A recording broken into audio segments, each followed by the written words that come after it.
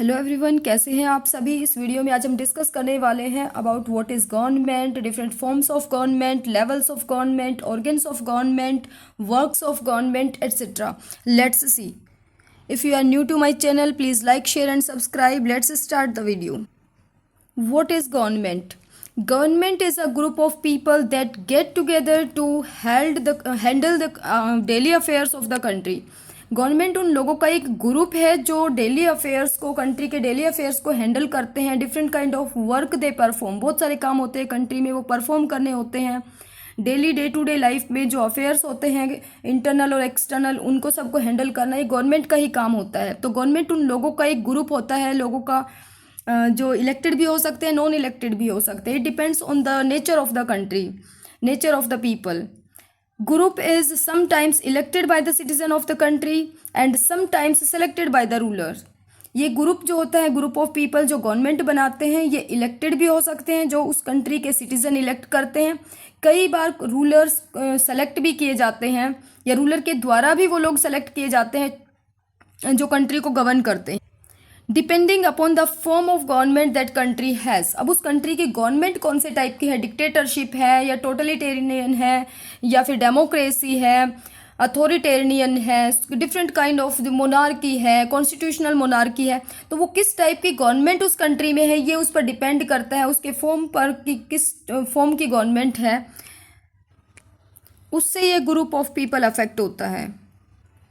Every country needs a government to make rules, regulate the society and formulate policies for the welfare of the people. ऐसी कोई country नहीं है जहाँ government नहीं हो। सभी कंट्री में गवर्नमेंट होती है, गवर्नमेंट की नीड होती है रूल्स बनाने के लिए, सोसाइटी को, कंट्री को, लोगों को रेगुलेट करने के लिए, नई नई पॉलिसीज़ बनाने के लिए, पॉलिसीज़ फॉर्मुलेट करने के लिए, for the welfare of the people. लोगों के वेलफेयर के लिए अलग अलग पॉलिसीज़ बनानी होती है, रूल्स रेगुलेशंस बनाने होते हैं कंट्री को स्मूथली रन करने के लिए, गवर्न करने के लिए। तो सभी कंट्री के पास अपनी अपनी गवर्नमेंट होती है। तो सभी कंट्री के पास जब गवर्नमेंट होती है तो गवर्नमेंट की नीड क्या है, गवर्नमेंट के वर्क्स क्या क्या है। To ensure security, first is to ensure security, कि सिक्योरिटी एंश्योर करते हैं इंटरनल भी और एक्सटर्नल भी। जो भी डिस्प्यूट्स हो जाते हैं इंटरनली एक्सटर्नली, तो उन सब डिस्प्यूट्स को ये सॉल्व करती है, ये कंट्री को सिक्योरिटी प्रोवाइड करती है, पीपल को सिक्योरिटी देती है, सुरक्षा देती है। To resolve disputes among people, लोगों के बीच में जो डिस्प्यूट्स हो गए, लड़ाई झगड़े दंगे हो गए, उनको भी रिजॉल्व करती है। To regulate the society, society में बहुत सारे डे टू डे अफेयर्स होते हैं, उनको सेटल डाउन करना होता है, सोसाइटी को चलाना होता है, कंट्री को गवर्न करना होता है, रन करना होता है। Next is to formulating laws for the country, country के लिए लॉज बनाने होते हैं। Without laws, without rules regulations, without law and order किसी भी कंट्री को प्रॉपरली रन नहीं किया जा सकता, गवर्न नहीं किया जा सकता। तो उसके लिए कंट्री के लिए लॉज भी बनाने होते हैं।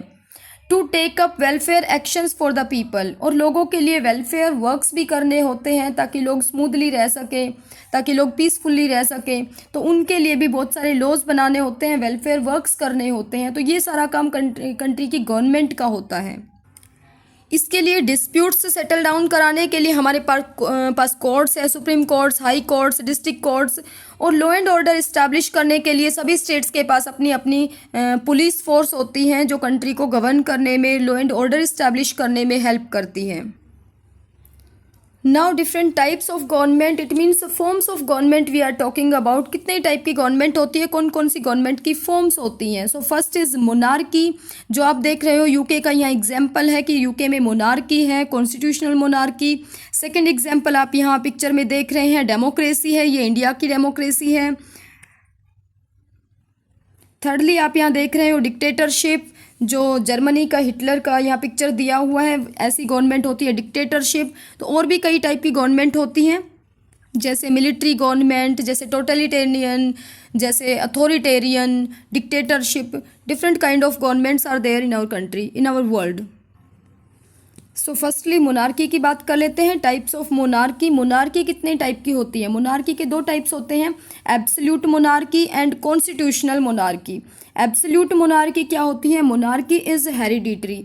एक तो मोनार्की की जो पोस्ट होती है वो हेरिडिटरी होती है, राजा का बेटा राजा बनता है, उसके बाद उसका बेटा राजा बनता है, इस तरह से members of the same family rule after one another. The decision making powers stayed in one family for generations. This form of government is known as absolute monarchy, जिसमें एक जनरेशन में एक फैमिली के बहुत सारे members one by one decisions लेते हैं country के. All the main decisions, major decisions are taken by the family members of the same generation. This kind of government is called absolute monarchy, जिस पे कोई अंकुश नहीं होता किसी बाहरी इंटरनल या एक्सटर्नल अफेयर्स का, किसी इनके ऊपर इनकी पावर पे कोई चेक नहीं होता, कोई रोक नहीं होती. इस टाइप की जो गवर्नमेंट होती है वो एब्सोल्यूट मोनार्की होती है. जो सऊदी अरेबिया में एब्सोल्यूट मोनार्की है, जो इस्लामिक स्टेट है, जहां लोगों के पास ऑलमोस्ट नो राइट है, कोई राइट नहीं है. ये अपने शरिया के अकॉर्डिंग रूल करते हैं. शरिया जो एक इस्लामिक लॉ है, ये अपने इस्लामिक लॉ के अकॉर्डिंग रूल करते हैं और ये कुरान के अकॉर्डिंग रूल करते हैं. कुरान इनका रिलीजियस बुक है, इनकी होली बुक है, उसके अकॉर्डिंग उसमें जो रूल्स रेगुलेशंस होते हैं उनके अकॉर्डिंग ये रूल करते हैं. और जो प्रेजेंट रूलर है, एब्सोल्यूट मोनार्क है जो सऊदी अरेबिया का एट प्रेजेंट, सलमान बिन अब्दुल्लाजीज़ अल सऊद, जो 2015 में असेंड हुआ था थ्रोन पर, सिंहासन पर बैठा था, उसी का रूल है और ये एब्सोल्यूट मोनार्की है. इसकी पावर पर किसी प्रकार के कोई रुकावट नहीं है, इसकी पावर को कोई नहीं रोक सकता. इसके पास एब्सोल्यूट पावर्स है. इट मीन्स ये कोई भी डिसीजन ले सकता है. इट मीन्स ये कोई भी लॉ बना सकता है और लोगों का काम है उसको फॉलो करना. इसका काम है कमांड करना, लोगों को वो लॉज देना और लोगों को फॉलो करने होते हैं. इस तरह की गवर्नमेंट होती है, वो एब्सोल्यूट मोनार्की होती है. Second one is constitutional monarchy. अभी कॉन्स्टिट्यूशनल मोनार्की क्या होती है? ये भी एक मोनार्की है, यहाँ भी रूलर होता है, यहाँ भी किंग होता है, लेकिन कॉन्स्टिट्यूशन के अकॉर्डिंग उसको एक्ट करना होता है. इट मीन्स लॉज होते हैं, रूल्स रेगुलेशंस होते हैं, उनके अकॉर्डिंग मोनार्क को फंक्शन करना होता है, वर्क करना होता है. Most monarchs are advised by the government which is elected by the citizens of the country. और ऐसे जो मोनार्क होते हैं वो गवर्नमेंट की एडवाइस पर काम करते हैं. और उस गवर्नमेंट को किसने इलेक्ट किया है? Bye the citizens of the country. Country के सिटीजन ने गवर्नमेंट को बनाया और वो गवर्नमेंट उन मोनार्क्स को एडवाइज करता है to take actions, to take decisions. तो इस इट मीन्स इन मोनार्क के पास अपनी एक लिमिटेड पावर है, ये एब्सोल्यूट नहीं है. ये एडवाइस पर काम करते हैं गवर्नमेंट के लिए. इनके पास अपनी लिमिटेड पावर्स होती है, ये पावर का मिसयूज़ नहीं कर सकते. Power of the monarch is not absolute and they are bound by the constitution of the country. इन पावर के पास, इस तरह के मोनार्क के पास जो पावर होती है वो एब्सोल्यूट नहीं होती, निरंकुश नहीं होते. इनकी पावर पर अंकुश होता है, लगाम होती है. और वो किसकी लगाम होती है? कॉन्स्टिट्यूशन की. ये कॉन्स्टिट्यूशन के रूल्स में बंधे हुए होते हैं और उन रूल्स के अकॉर्डिंग ही ये वर्क करते हैं, डिसीजंस लेते हैं. उसके अलावा ये डिसीजन नहीं ले सकते कि कुछ भी डिसीजन ले लिया. इनका काम है ऑर्डर देना, लोगों का काम है उन ऑर्डर्स को मानना, फॉलो करना. नहीं, ऐसा नहीं है. ये कॉन्स्टिट्यूशन के लॉज के अकॉर्डिंग ही डिसीजन ले सकते हैं, उनके अकॉर्डिंग ही एक्ट कर सकते हैं. इस टाइप की गवर्नमेंट को हम बोलते हैं कॉन्स्टिट्यूशनल मोनार्की, जहाँ रूलर तो है, किंग क्वीन तो है, लेकिन वो कॉन्स्टिट्यूशन के रूल्स के अकॉर्डिंग एक्ट करते हैं, लिमिटेड पावर है उनके पास. और इस तरह की गवर्नमेंट का एग्जाम्पल है यूके, यूनाइटेड किंगडम. अब ये यूनाइटेड किंगडम में ये कॉन्स्टिट्यूशनल मोनार्की क्यों आ गई जबकि सऊदी अरेबिया में एब्सोल्यूट मोनार्की है? तो इसका कुछ हिस्ट्री जान लेते हैं. तो इसके लिए सबसे पहले 15 जून 1215 में एक मैग्ना कार्टा इशू किया गया था रूलर के सामने, जो एक फर्स्ट डॉक्यूमेंट था जिसमें प्रिंसिपल्स लिखे हुए थे. कौन से प्रिंसिपल्स लिखे हुए थे? कि king and the government was not about the law, कि जो गवर्नमेंट है या किंग है वो अबाउ द लॉ नहीं है, उनको भी लॉ को फॉलो करना पड़ेगा, लॉ को मानना पड़ेगा. लॉज ऐसे बनाए लोगों के लिए जो लोग भी फॉलो कर पाएँ और रूलर भी फॉलो कर पाएँ. इट मीन्स कि रूलर के लिए भी लॉज होने चाहिए, लोगों के लिए भी रूल्स होने चाहिए. तो इस तरह के जो फर्स्ट जो डॉक्यूमेंट था वो मैग्ना कार्टा था, जो किंग के सामने प्रेजेंट किया गया. और किंग था किंग जॉन. उस टाइम पे जो 1215 में जो रूलर था वो था किंग जॉन. उसके सामने ये कि वो मनी का और पावर का मिसयूज़ ना कर सके. पहले रूलर क्या करते थे? जो एब्सोल्यूट मोनार्की होती है जहाँ पे भी, वहाँ रूलर अपनी पावर का, अपनी मनी का मिसयूज़ करते हैं, एक्सप्लॉयटेशन करते हैं लोगों का. तो इसलिए वो रिटन रूल्स दिए गए थे जिसको हम मैग्ना कार्टा बोलते हैं. तो सबसे पहले ये रिटन लॉज मैग्ना कार्टा की फॉर्म में इशू किए गए थे, जो फर्स्ट डॉक्यूमेंट था यूके का. लेकिन ऑफिशियली जो फर्स्ट जो कॉन्स्टिट्यूशन है यूके का, जो आज हम यूके में फॉलो करते हैं, वो हमारा 1688 में प्रेजेंट किया गया था आफ्टर ग्लोरियस रेवोल्यूशन, जिसको हम शानदार क्रांति भी बोलते हैं, जो 1688 में हुई थी। अब इसका नाम शानदार क्रांति या ग्लोरियस रेवोल्यूशन क्यों रखा गया? क्योंकि इसमें कोई वायलेंस नहीं हुआ, ये नॉन वायलेंस पर डिपेंडेंट था, नॉन वायलेंस पर बेस्ड था। आराम से रूलर को डिसेंड किया, एक रूलर को, और दूसरे रूलर को सिंहासन पर असेंड कर दिया without any kind of violence. जिस रूलर को डिसेंड किया गया वो था जेम्स सेकंड, और जिस नए रूलर को असेंड किया सिंहासन पर था वो था विलियम एंड मैरी। और फिर वहाँ पे कॉन्स्टिट्यूशन प्रेजेंट किया गया, लेकिन वो कॉन्स्टिट्यूशन अनरिटन था। जो लॉज और जो सेट ऑफ रूल्स रेगुलेशंस होते हैं कॉन्स्टिट्यूशन के, वो रिटन नहीं थे, अनरिटन थे। इस ग्लोरियस रेवोल्यूशन के बाद रूल्स और रेगुलेशंस से का सेट जो कॉन्स्टिट्यूशन था वो प्रेजेंट किया गया। पार्लियामेंट का रोल प्रेजेंट किया गया कि पार्लियामेंट का मेन रोल रहेगा और रूलर को पार्लियामेंट के डिसीजन के अकॉर्डिंग ही वर्क करना होगा। इसका मतलब पार्लियामेंट का अंकुश रहेगा रूलर की पावर पर। तो यहाँ किंग और क्वीन के पास पावर तो है, लेकिन वो लिमिटेड है, वो पार्लियामेंट के डिसीजन पर ही एक्ट करते हैं। Main power lies with parliament, not with ruler. और पार्लियामेंट एक्ट कैसे करती है? पार्लियामेंट कॉन्स्टिट्यूशन के रूल्स के अकॉर्डिंग एक्ट करती है। तो इट मीन्स डायरेक्टली और indirectly ruler is bound to the rules of constitution. अब हम सेकंड फॉर्म ऑफ गवर्नमेंट की बात कर लेते हैं, डेमोक्रेसी, जो हमारी कंट्री में है, इंडिया में है। In a democracy the citizens elect the representatives who then form the government. तो हमारी कंट्री में क्या होता है, डेमोक्रेसी है, इसमें हम अपने रिप्रेजेंटेटिव्स को हम इलेक्ट करते हैं और वो रिप्रेजेंटेटिव्स मिलके ही गवर्नमेंट बनाते हैं। डेमोक्रेसी भी टू टाइप्स की होती है, एक होती है डायरेक्ट डेमोक्रेसी जो यूएसए में है, एक होती है इनडायरेक्ट डेमोक्रेसी और रिप्रेजेंटेटिव डेमोक्रेसी जो हमारी कंट्री इंडिया में है। डायरेक्ट डेमोक्रेसी होती है जहाँ पे पॉपुलेशन कम होती है, जहाँ का एरिया कम होता है, तो वहाँ पे लोग जो है डायरेक्ट अपने रूलर की वोट दे सकते हैं, डायरेक्ट अपने लीडर्स की वोट दे सकते हैं, वहाँ के डिसीजंस डायरेक्टली लोग ले सकते हैं। लेकिन इंडिया इतना बड़ा कंट्री है कि यहाँ डायरेक्ट इलेक्शंस कराना, डायरेक्ट अपने लीडर की वोट देना, डायरेक्ट डिसीजंस लेना पॉसिबल ही नहीं है। इतना बड़ा कंट्री, इतनी लार्ज पॉपुलेशन है यहाँ पे, तो इट इज़ नॉट पॉसिबल। तो यहाँ पे है रिप्रेजेंटेटिव डेमोक्रेसी, जिसमें हम अपने रिप्रेजेंटेटिव्स इलेक्ट करते हैं और ये रिप्रेजेंटेटिव्स ही मिलके गवर्नमेंट फॉर्म करते हैं। In a democracy the government derives its power from the people. Democracy में गवर्नमेंट के पास जो पावर आती है वो लोगों से ही आती है। इट मीन्स लोगों के पास ज़्यादा पावर है और गवर्नमेंट के पास कम पावर है। अब लोगों के पास पावर कौन सी है कि लोगों से ही गवर्नमेंट को पावर मिल रही है। तो लोगों के पास कौन सी पावर है? लोगों के पास है voting power. After every 5 years at a fix interval elections held. हमारी कंट्री में जो इलेक्शंस होते हैं वो 5 years के बाद होते हैं। अगर गवर्नमेंट की पॉलिसीज़ से, गवर्नमेंट के लॉज से, गवर्नमेंट के रूल्स रेगुलेशंस से लोग खुश नहीं है, लोगों के एस्पिरेशन के अकॉर्डिंग गवर्नमेंट वर्क नहीं कर रही है, तो after 5 years we can dissolve the government, we can re elect the leaders. India is the example of the largest democracy in the world. पूरे वर्ल्ड में सबसे बड़ी डेमोक्रेसी जो है वो इंडिया की है। यहाँ इतनी ज़्यादा पार्टी, मल्टी पार्टी सिस्टम है, या लोगों के पास इतने ज़्यादा राइट्स हैं, लोगों के पास ऐसा कोई भी राइट नहीं है जो यहाँ हमारी कंट्री में नहीं मिल रहा हो।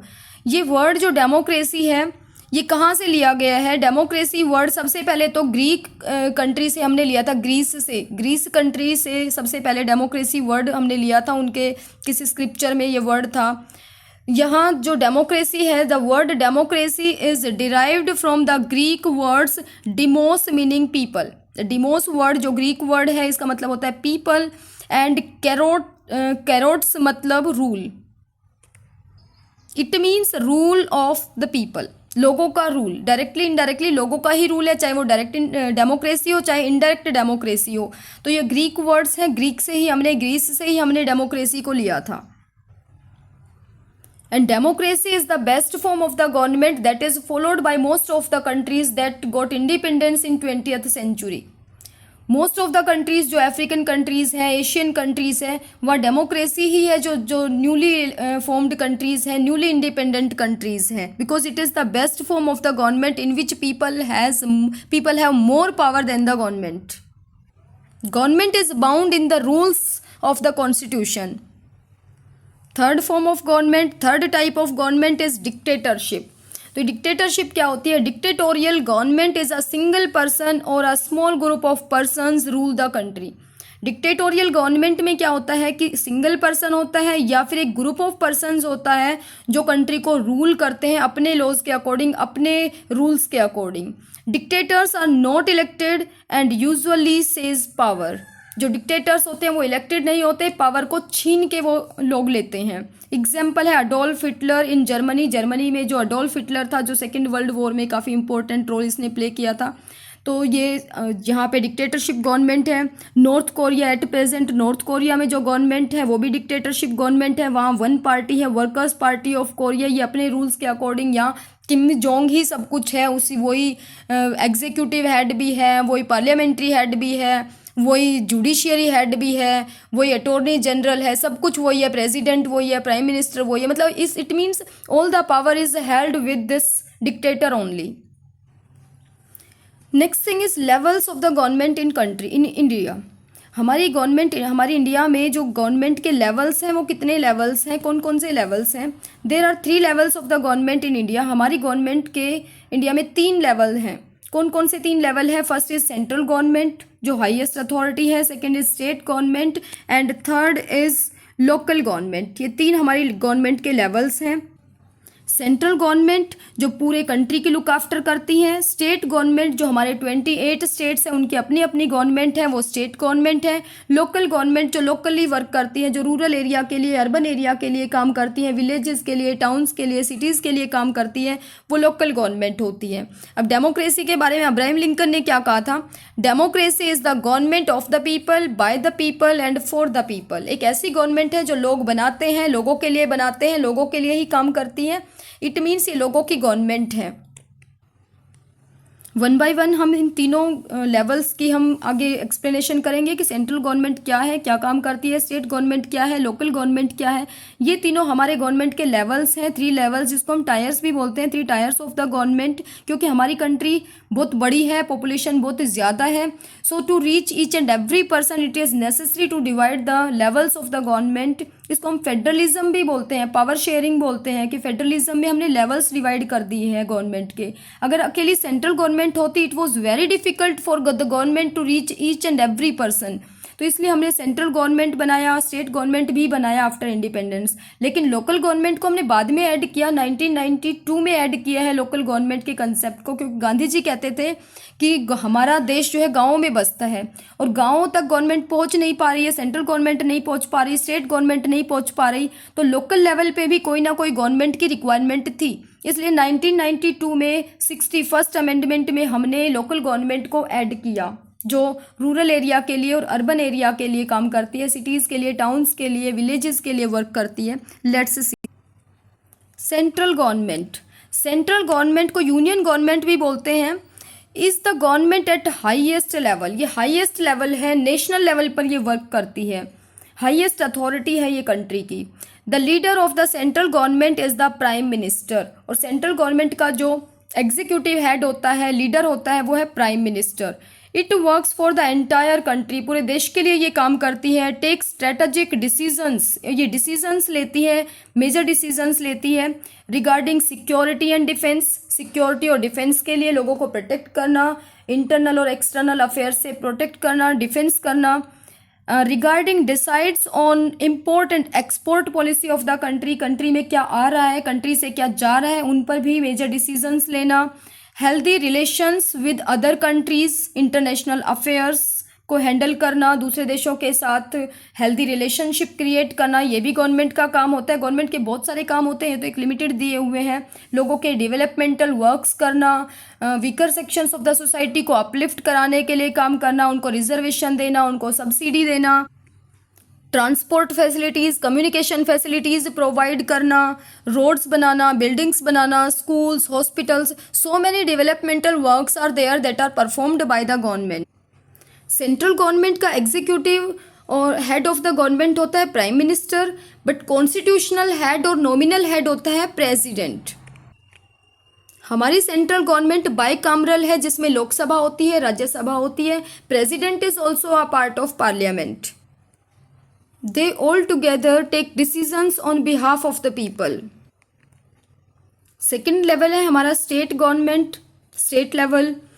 India has 28 states and each state has its own government. हमारे पास 28 स्टेट्स हैं और सभी स्टेट्स की अपनी अपनी गवर्नमेंट होती है. 2 यूनियन टेरिटरीज भी हैं हमारी, न्यू दिल्ली एंड पुडुचेरी, उनके पास भी अपनी खुद की गवर्नमेंट है. Which state government is elected by the people of that state. और जो भी ये स्टेट गवर्नमेंट होती है ये उसी स्टेट के सिटीजन्स उसको इलेक्ट करते हैं, उसी स्टेट के सिटीजन उसको बनाते हैं. Head of the state government is chief minister. जो गवर्नमेंट का जो हेड होता है, एग्जीक्यूटिव हेड, वो चीफ मिनिस्टर होता है. जो कॉन्स्टिट्यूशनल हेड होता है स्टेट गवर्नमेंट का, वो गवर्नर होता है.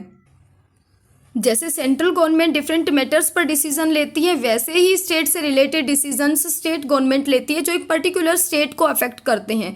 ऐसे डिसीजंस, ऐसे रूल्स, ऐसे लॉज एक स्टेट गवर्नमेंट अपने लिए बनाती है.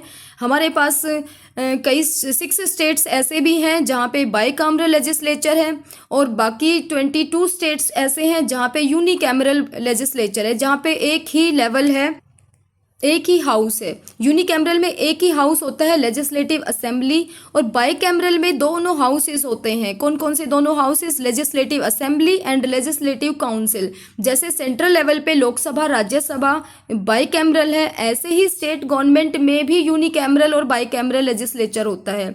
यूनिकैमरल है 22 स्टेट्स में और बाईकैमरल है 6 स्टेट्स में. अब वो कौन से 6 स्टेट्स हैं जिसमें दोनों सदन होते हैं, दोनों हाउसेस होते हैं?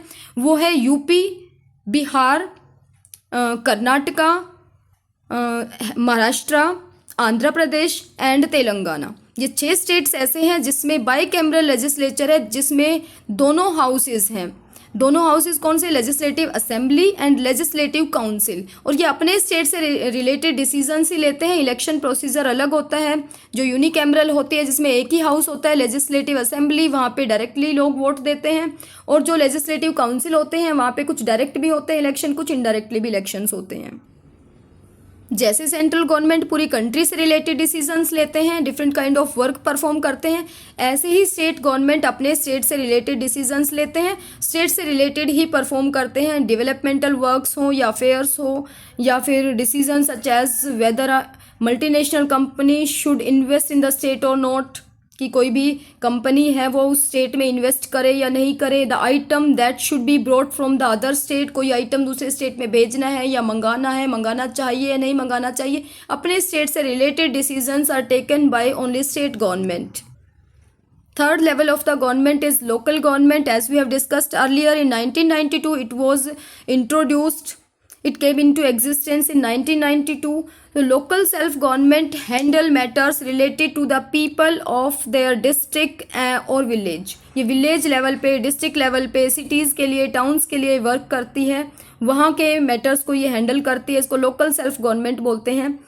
Example the cleanliness of the district and supply of water and electricity works etcetera. ये क्लीनलीनेस का काम करती है, वाटर सप्लाई, इलेक्ट्रिसिटी सप्लाई का काम करती है, लोगों के डे टू डे अफेयर्स को लुक आफ्टर करती है. What kind of problem people are facing in villages, towns and cities, they look after the people. Local government village level पे अलग है, रूरल एरिया में, अर्बन एरिया में अलग है. अर्बन एरिया में इसके 2 पार्ट हैं, municipal corporation and municipal committee. Municipality and municipal corporation. Rural area में ये अलग है. रूरल एरिया में इसके 3 टायर्स हैं, जैसे डिस्ट्रिक्ट लेवल पे हो गया ज़िला परिषद, फिर ब्लॉक लेवल पे हो गया ब्लॉक समिति, और विलेज लेवल पे हो गया village panchayat. Functions of the government. यहाँ कुछ मोटे मोटे फंक्शंस दिए हुए हैं. वैसे फंक्शंस तो बहुत सारे गवर्नमेंट के, बहुत सारे काम हैं, लेकिन कुछ एक पे फोकस कर लेते हैं. Defence and security. Security provide करना, डिफेंस प्रोवाइड कराना. Provide safety and security to the people. लोगों को सेफ्टी सिक्योरिटी प्रोवाइड कराना, चाहे वो इंटरनल हो चाहे वो एक्सटर्नल पावर्स से हो. Defence of the country and protecting the borders. अपने कंट्री के बॉर्डर्स प्रोटेक्ट करना. जैसे चाइना से कई बार अटैक हो जाता है, कई बार पाकिस्तान से हो जाता है, तो उन अटैक से अपने बॉर्डर्स को सिक्योर करना, अपनी कंट्री को डिफेंड करना. Second is ensuring welfare measures. लोगों के वेलफेयर के लिए, लोगों के एस्पिरेशन के अकॉर्डिंग काम करना गवर्नमेंट को. जो डेवलपमेंटल प्लान्स हैं ये भी गवर्नमेंट फॉर्मुलेट करती है. Plan organise welfare acts for the people. Plans बनाती हैं, वेलफेयर एक्ट्स ऑर्गेनाइज करती हैं लोगों के लिए, development of policies, improving transport facilities, providing food etcetera. Different kind of activities यहाँ दी हुई है गवर्नमेंट की, जो पॉलिसीज़ बनाती है, ट्रांसपोर्ट फैसिलिटीज़ में इंप्रूवमेंट कराती है या फूड प्रोवाइड करती है, चाहे वो वीकर सेक्शंस है, मतलब सबको ही फूड प्रोवाइड कराती है। Next is resource management. Resource का मैनेजमेंट करती है, रिसोर्सेज जैसे हमारे नेचुरल रिसोर्सेज हैं, ह्यूमन रिसोर्सेज हैं, ह्यूमन के स्किल को, टैलेंट को एनहांस करना, उनको मॉडर्न इक्विपमेंट प्रोवाइड करना ताकि उनके स्किल को, उनके टैलेंट को, उनकी एबिलिटी को एनहांस किया जाए। Management of natural resources. Natural resources से हम मैड मेड रिसोर्सेज बनाते हैं, नेचुरल रिसोर्सेज को हम यूज़ करते हैं, एक्सप्लॉइट करते हैं, लेकिन एक्सप्लॉइट करने का मतलब ये नहीं होता कि हम उनको ख़त्म कर दें, हमें उनको रिस्टोर भी करना होता है, जिसको हम बोलते हैं सस्टेनेबल डेवलपमेंट। डेवलपमेंट करें लेकिन नेचुरल रिसोर्सेज का इतना एक्सप्लॉइटेशन ना करें कि वो कम्प्लीटली डिस्ट्रॉय हो जाए। हमें फ्यूचर जनरेशन को ध्यान में रखते हुए हमें इनका यूटिलाइजेशन करना होता है। तो ये आता है मैनेजमेंट ऑफ नेचुरल रिसोर्सेज में। और ह्यूमन रिसोर्सेज की एबिलिटीज़ को भी इन्हांस करना गवर्नमेंट का काम होता है। Next is international relationship create करना होता है, helping and supporting other countries, दूसरी कंट्री को हेल्प करना, सपोर्ट करना, following a clean import and export policies, जो इम्पोर्ट कराना होता है या एक्सपोर्ट करनी होती हैं चीज़ें, उन पॉलिसीज़ को भी फॉलो करना होता है ताकि इंटरनेशनली रिलेशनशिप क्रिएट हो सके। इंटरनेशनल इश्यूज़ होते हैं या ग्लोबल प्रॉब्लम्स होती हैं, उनके लिए ग्लोबली मीटिंग्स भी होती हैं, सभी कंट्रीज़ के गवर्नमेंट अथॉरिटीज़ मिलते हैं और ग्लोबल इश्यूज़ पर डिस्कस करते हैं, प्रॉब्लम के सॉल्यूशंस फाइंड करते हैं। इससे सभी कंट्रीज़ के बीच में रिलेशनशिप्स मजबूत होते हैं। Next thing is organs of the government. पहले हमने डिस्कस किया था लेवल्स ऑफ द गवर्नमेंट, जिसमें लेवल्स में पावर्स जो होती है गवर्नमेंट की अलग अलग होती है। जैसे सेंट्रल लेवल के पास सबसे ज़्यादा पावर होती है, स्टेट गवर्नमेंट के पास उससे कम पावर होती है और लोकल गवर्नमेंट के पास बिल्कुल कम पावर होती है। लेकिन यहाँ ऑर्गेन्स ऑफ द गवर्नमेंट है, इसको हॉरिजॉन्टली लिखा हुआ है क्योंकि इनके पास अपनी बराबर पावर है और ये एक दूसरे पर चेक भी करते हैं, बैलेंसिंग भी करते हैं। लेजिस्लेचर है, एग्जीक्यूटिव है, जुडिशियरी है, ये हमारी गवर्नमेंट के 3 ऑर्गेन्स हैं। इनके पास अपने अपने पावर्स हैं, अपने अपने फंक्शंस हैं। हम ये नहीं कह सकते कि इसके पास कम पावर है, इसके पास ज़्यादा पावर है, इनके पास काफ़ी पावर्स होती हैं, इसलिए हम इनको हॉरिजॉन्टली लिखते हैं और इसको हम चेक एंड बैलेंस सिस्टम भी बोलते हैं। अब इनके पावर्स क्या होते हैं, फंक्शंस क्या होते हैं। First is legislature, law making body of the country. ये कंट्री में लॉ बनाती है, इसका काम होता है लॉज बनाना। लेजिस्लेचर को हमने पहले डिफाइन किया था कि लेजिस्लेचर होता है हमारा लोकसभा, राज्यसभा एंड प्रेसिडेंट, ये लेजिस्लेचर में आते हैं। Parliament of India is the legislature of central government. Parliament होता है हमारा लेजिस्लेचर सेंट्रल गवर्नमेंट का। स्टेट गवर्नमेंट में होता है legislative assembly and legislative council, अगर वो बाईकामरल है तो। यूनिकामरल है तो सिर्फ लेजिस्लेटिव असेंबली। तो ये होता है लेजिस्लेचर, इसका काम होता है लॉज बनाना। सेंट्रल लेवल पे है तो ये पूरी कंट्री के लिए लॉज बनाएंगी और अगर ये स्टेट लेवल पे है तो ये अपने पर्टिकुलर स्टेट के लिए लॉज बनाती है। Second is executive. एग्जीक्यूटिव का काम होता है इम्प्लीमेंट्स द लॉज। अब जो लॉज लेजिस्लेचर ने बनाए हैं उनको इम्प्लीमेंट कराने का काम होता है एग्जीक्यूटिव का। ये इम्प्लीमेंट कराते हैं, लॉज को लागू करवाते हैं। Executive comprises the president, prime minister and council of ministers. अब एग्जीक्यूटिव में कौन कौन होते हैं, प्रेसिडेंट होता है, वो एग्जीक्यूटिव का पार्ट है, प्राइम मिनिस्टर होता है एंड काउंसिल ऑफ मिनिस्टर्स, और उसके काउंसिल ऑफ मिनिस्टर्स होते हैं, कैबिनेट मिनिस्टर्स होते हैं। तो ये सभी एग्जीक्यूटिव का पार्ट है, ये सभी गवर्नमेंट को रन करते हैं, गवर्नमेंट का पार्ट है जिसकी गवर्नमेंट होती है और वो इन सभी लॉज को इम्प्लीमेंट कराते हैं। इनका काम होता है वर्क करना। Third is judiciary. It ensures that the government functions according to the constitution. Judiciary का काम है कि गवर्नमेंट जो है वो कॉन्स्टिट्यूशन के लॉज के अकॉर्डिंग, रूल्स के अकॉर्डिंग वर्क कर रही है या नहीं कर रही। इसका काम होता है to interpret the laws of the constitution, to protect people's right, to provide facilities to the people, to settle disputes among the people between the governments. Government के बीच में भी डिस्प्यूट्स हो सकते हैं, एक स्टेट गवर्नमेंट का दूसरी स्टेट गवर्नमेंट के साथ, तो उस डिस्प्यूट को भी हमारा जुडिशियरी सेटल डाउन करता है। स्टेट गवर्नमेंट का सेंट्रल गवर्नमेंट के साथ डिस्प्यूट हो गया तो उसको भी जुडिशियरी सेटल डाउन करता है। लोगों के बीच में हो गया डिस्प्यूट तो उसको भी हमारा जुडिशियरी सेटल डाउन करता है। ये कोर्ट्स के थ्रू फंक्शंस करते हैं। 3 कोर्ट्स हैं हमारे, सुप्रीम कोर्ट जो अपेक्स कोर्ट है, हाईएस्ट कोर्ट है जो न्यू दिल्ली में है, हाई कोर्ट जो सभी स्टेट्स में होते हैं, एंड डिस्ट्रिक्ट कोर्ट जो डिस्ट्रिक्ट वाइज होते हैं। तो इनका काम होता है कि गवर्नमेंट और लोग जो है according to the laws of constitution work कर रहे हैं या नहीं कर रहे हैं। जुडिशियरी इंडिपेंडेंट ऑर्गन है हमारी गवर्नमेंट का। It is not under the control of legislature और executive, it is not under the control of government. ये इंडिपेंडेंट ऑर्गन है, ये इंडिपेंडेंटली एग्जीक्यूटिव और लेजिस्लेचर के लिए अपना जजमेंट प्रोवाइड करती है। इस वीडियो में हमने डिस्कस किया कि डेमोक्रेसी को लोग इलेक्ट करते हैं डायरेक्टली इलेक्शन में, कोई इनडायरेक्ट इलेक्शन से। तो जब इलेक्शन होते हैं तो it means people have right to vote, लोगों के पास राइट टू वोट भी होगा। तो राइट टू वोट को हम क्या बोलते हैं? Universal adult franchise. इसको हम बोलते हैं यूनिवर्सल एडल्ट फ्रेंचाइज। अब ये होता क्या है? It means right to vote. Let's explain. In our country all citizens exercise universal adult franchise. हमारी कंट्री में जितने भी सिटीजन हैं सभी के पास यूनिवर्सल एडल्ट फ्रेंचाइज है। This means that all adults in the country have right to vote in elections.